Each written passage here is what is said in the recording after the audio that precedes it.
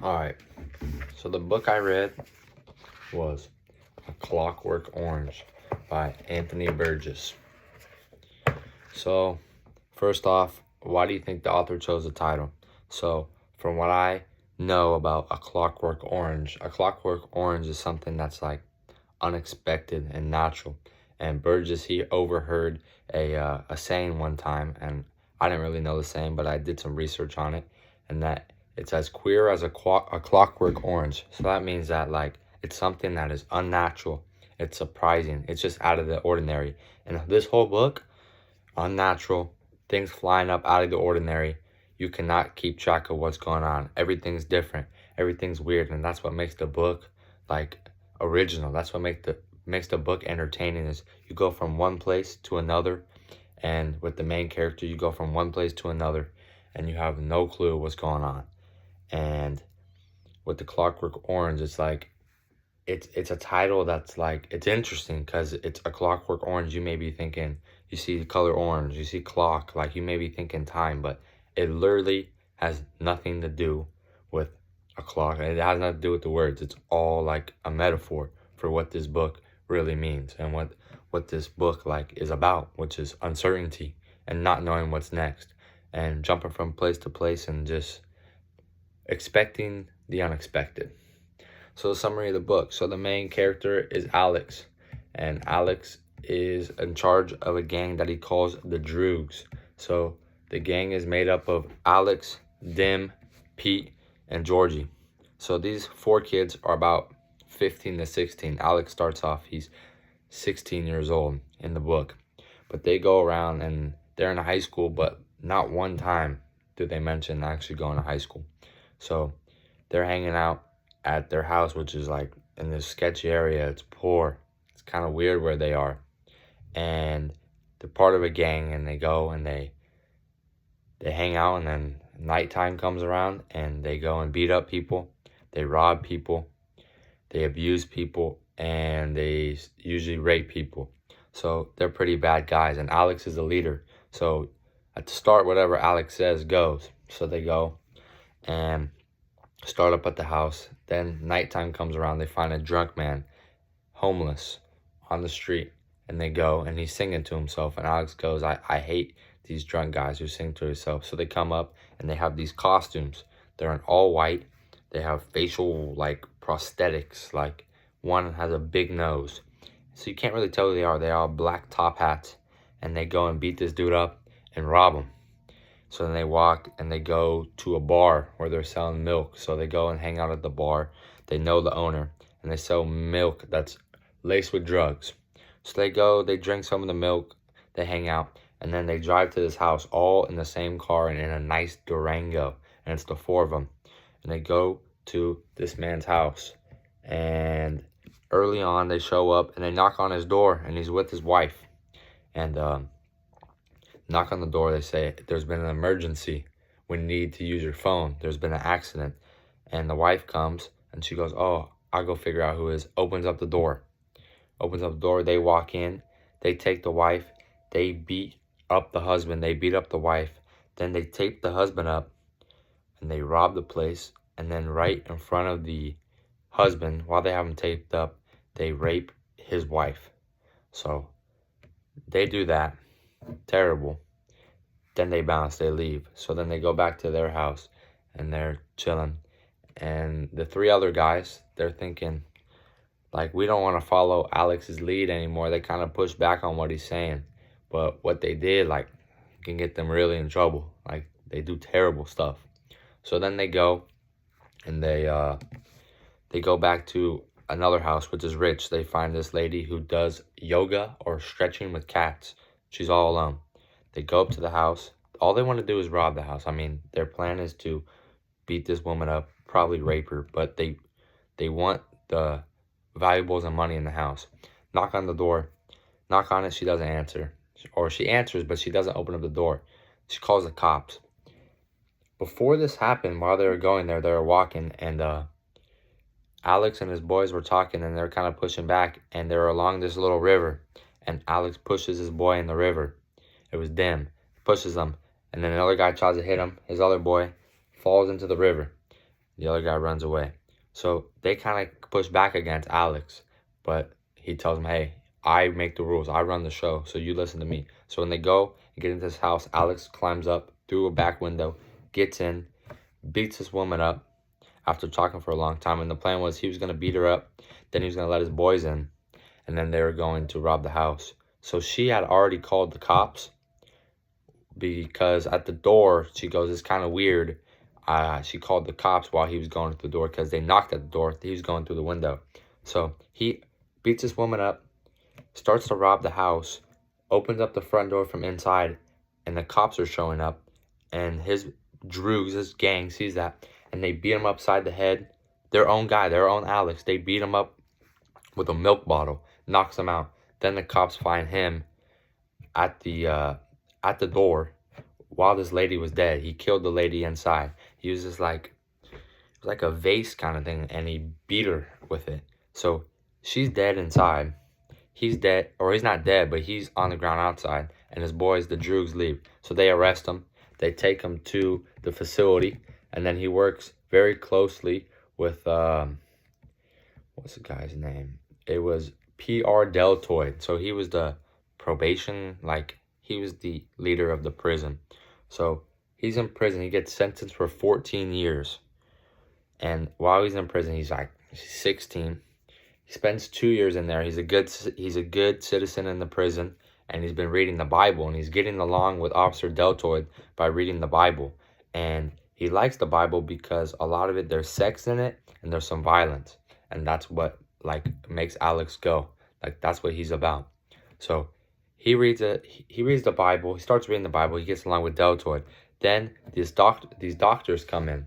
And when the doctors come in, they tell him that they have this new experiment, this new science experiment that's supposed to cure the brain. So they're saying Alex is a good person, but his brain is wired to do these violent things. So Dr. Brodsky comes in. They go, we're going to pull you out of prison. We're going to take you to a mental institute, and we're going to test you on all these things. We'll do experiments on you. So you don't have to be in prison. If these work, you'll be a less violent person. We'll let you out. So 14-year sentence. You've done 2. We're going to see if it works. So they put him in here. They start injecting stuff into him. And then they hook him up to this brain wire thing. And they make him watch movies and the sounds and everything. And they make sure his eyes are open the whole time. And they're pouring these drops in his eyes so he stays awake. And it's all this bad stuff. It's killing. They showed video of the Nazis in war. And they played music, which was they played music. And they all that stuff, they made his brain hate it. Whenever he saw it, he got sick. It was Beethoven in the back. He loved Beethoven. That's what he loved before. So that was it. He found music big. One of the things he liked that was not violent was Beethoven. One of the movie scenes where it was violent, where they're changing his brain, was Beethoven in it. So after he's done with this whole procedure, he comes out and his brain cannot he cannot do violent things. Every time he does a violent thing, every time he comes across something that they showed him in the video, which is violence, sex, the music, and these killing people, bad things, he gets sick. He starts to gag, and he's he can't breathe. So every time he encounters this stuff, his brain's telling him no. Then they put him up on stage in front of all these doctors and the prison officers to show that it works.